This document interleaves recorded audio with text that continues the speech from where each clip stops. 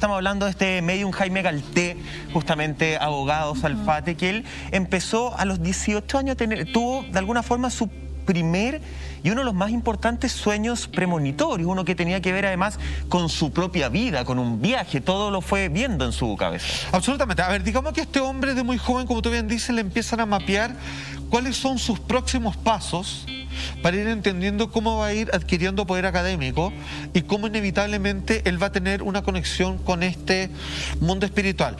Hay algo que no se me puede olvidar, que siempre es mencionado por sus herederos, y es que la primera vez que él llama mucho la atención de la comunidad médica es cuando había un hombre, obviamente de la élite, con muchos recursos, que él tenía un problema cerebral serio y que no sabían cómo intervenirlo, pero se le generaba una especie de trombosis, una cosa terrible, y que lo dejaba gran parte de los años en cama.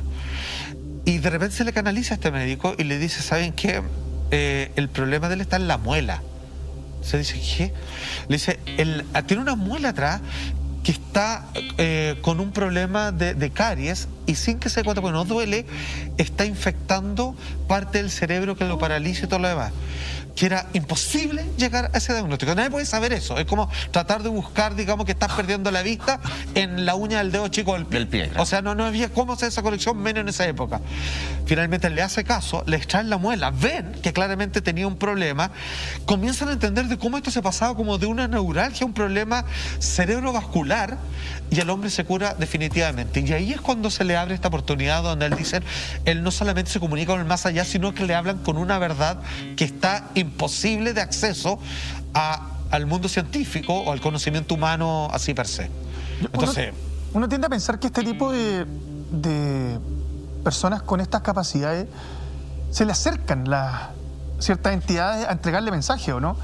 Al ser tú un receptáculo tan grande, porque... Vanessa Aroch te decía que le pasaba claro, porque en el fondo, lo de la muela, por ejemplo, él lo escucha, sin duda, claro, pero no tiene por qué ser, lo pongo en el plano más fácil de entender, un pariente de esa persona que lo quiere proteger. No, para nada. Eso es lo que te quiero decir. Este caso era un médico el que era eso. Cuando tú eres una gran antena y un gran receptor, son muchos los mensajes que deben estar llegando, y debe también ser muy difícil, y me imagino que va en el plano de lo que hace Galté, ser un buen canalizador de esos mensajes. Sí, es que sabéis que él tenía una particularidad, que es muy buena tu pregunta, yo esto lo preguntaba a Natalia Aguila, a Vanessa Aroch, lo que me dicen que hay personas que pueden orientar con quién se quieren comunicar de manera clara.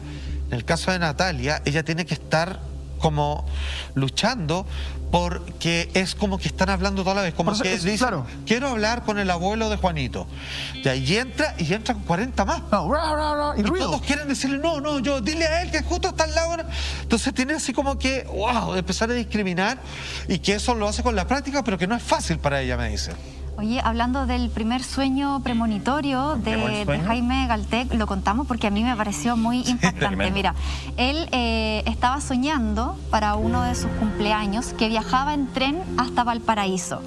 Y en Valparaíso entraba a un hotel en donde se encontraba con su padre ya fallecido, y el padre le decía en la habitación número 28 que tenía que ubicar a un abogado de apellido Rafael de la Viu, creo, sí, y él tenía instrucciones de entregarle unos títulos y además de eso, un sobre sellado en donde había un reloj, una argolla y 1.900 pesos, que para la época era mucha plata, claro. Entonces, bueno, despierta Galté y empieza a ser un hombre muy racional. Él dice, voy a viajar a Valparaíso. Y decide ubicar al abogado de la Viu, quien le confirma efectivamente que había un sobre para él. Este sobre él lo abre, y me van a creer que se encuentra con los 1.900 pesos, se encuentra con un anillo, y también se encuentra con un reloj. Todo lo que había soñado. Tal cual se lo había dicho su fallecido padre en su sueño. Ultra sensible. Este fue el primer sueño que a él lo marca, y que también le despierta la curiosidad, y él mira cómo es el tema físico y la conexión interna que uno puede llegar a hacer, de seguir esa intuición, ¿cierto? Es como lo del doble cuántico que hablábamos la semana pasada, eso de que la mente viajaba a la velocidad de la luz hacia el futuro, recogía la información, la memorizaba, la traía al presente para poder tomar decisiones. Él dice, yo tengo esta intuición y yo voy a ver si efectivamente este sueño es verdad. Y era verdad.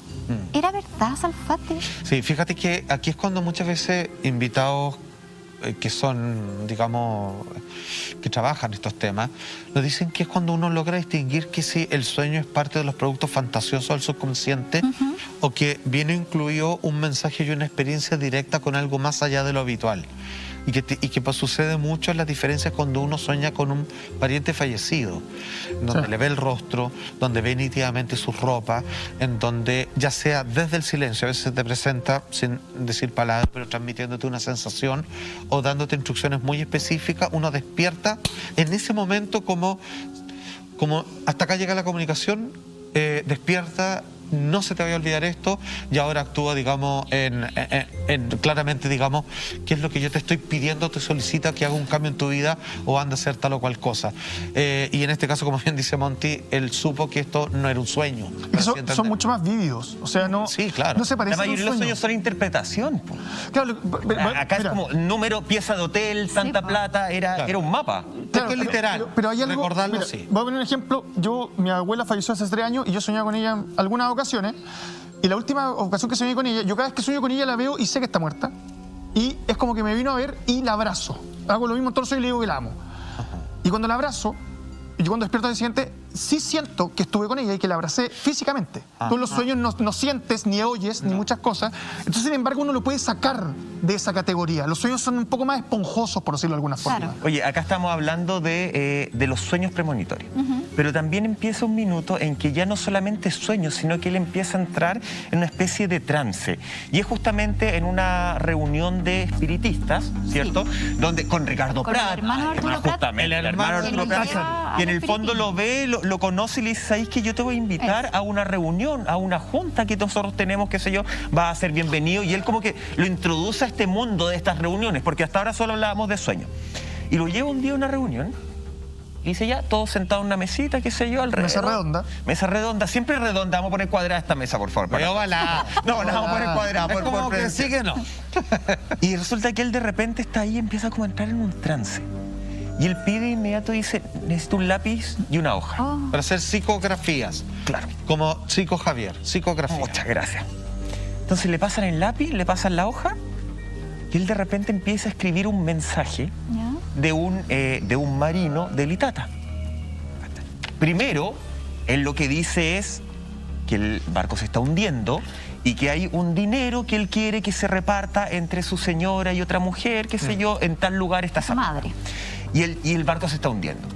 Él sale de ese trance y lo primero que hacen es como de repente empezar a averiguar, a llamar, qué sé yo, oye, el Itata, qué sé yo, se está hundiendo. Le dicen, no, ¿sabéis que no? El Itata, no, nada que ver, está en perfectas condiciones. Y ahí Galté queda como súper desilusionado, dice, Claro, puta, obvio. como que ya la embarré, qué sé yo, Claro.